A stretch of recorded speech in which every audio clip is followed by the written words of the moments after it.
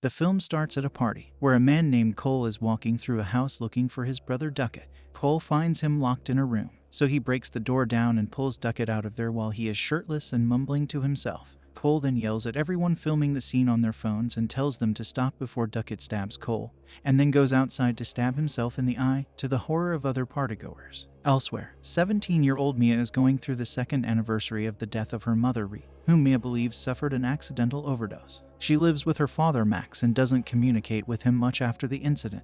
Mia spends more time with her best friend Jade and her younger brother Riley, plus their mother Sue. One evening, Mia picks up Riley from hanging out with his friend, and on the way back, they find a kangaroo on the street that has recently been hit. It is moaning in agony, so Riley tells Mia they should put it out of its misery. Mia attempts to drive over the kangaroo's head, only to find herself unable to do so and just drives around it instead. Jade convinces Mia to join her for a party, mainly because Jade's boyfriend Daniel will be there. Riley joins them as they sneak out. The party is hosted by Joss and Haley. Everyone gathers as they take out an embalmed hand of a medium with writing scribbled on it. The purpose of their game is to hold onto the hand so that spirits may be conjured. Mia volunteers to go first. Haley lights a candle and instructs Mia on what to say. She grabs the hand and says, "Talk to me." Mia sees the spirit of an old man and freaks out at first, but then goes back and repeats the phrase, followed by "I let you in." She sees the spirit of a grotesque-looking woman and holds for longer than before, though Mia appears possessed and starts speaking in a creepy, threatening voice toward Riley before the hand is pulled from her grip. The group later plays the game again at Jade's house when Sue steps out for the night. The older teens play and have various encounters with the undead, including one instance where Daniel is possessed and starts unintentionally making out with Jade and Riley's dog.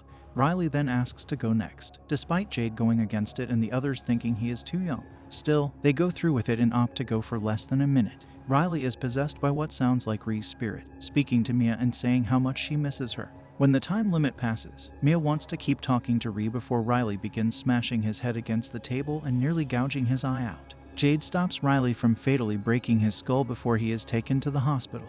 When Mia tries to visit Riley at the hospital, both Jade and Sue turn her away, blaming her for what happened to him. She spends more time with Daniel, as she has a crush on him and previously had a brief encounter with him. He sleeps over one night, and Mia appears to see the spirit of an old woman sucking on Daniel's foot. While Mia tries to yell at him to wake up, she wakes up and finds that she is the one sucking his foot, to his horror. Mia takes the hand for herself and sets up her candle to try and speak to Ree's spirit. She is told that her death was accidental and that she would never want to leave her daughter. Ree tells Mia that Riley is in pain and needs help. Meanwhile, Jade tries to help Riley at the hospital, but he is still possessed and bites her before falling to the floor and smashing his head against the wall in the bathroom before the doctors subdue him. Mia joins Daniel, Haley, and Joss as they track down Cole, who blames Joss for showing Duckett the hand. Cole tells them that the longer the spirits stay in Riley, the weaker they get, so they will just have to wait it out. Mia comes up with an idea to try and finish the game because she doesn't think they blew out the candle. She goes with Jade to the hospital to try and get the spirits to repossess Riley and find a way to pull him out,